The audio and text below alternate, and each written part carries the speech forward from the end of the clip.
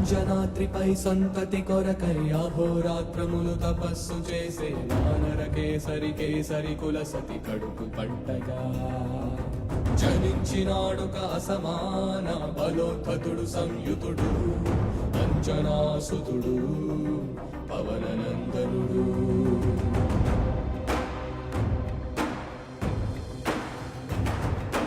అరుణ కిరణముల ఉదయాత్మి గని అది పండిన తీయని పంటలు కొడు సూర్య మండలము పట్టి తినాలని ఊళ్ళూరే.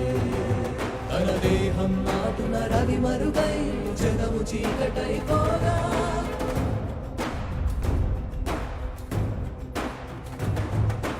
అది అమరేంద్రుడు గమనించి తన ఐరావతమధిరోడించి ఆంజనేయుని సమీపించి తన వజ్రాయుధమును విసరగా అది పవననందనుని హనువుని తాగా చిందిన రక్త బిందువే విద్యుద్వేగంతో ధరణి స్థలి వంద కడలిలో చచ్చి వంద కడలి అట్టడుగున గల శ్రీరంగ శుద్ధి గర్భము చేరియట.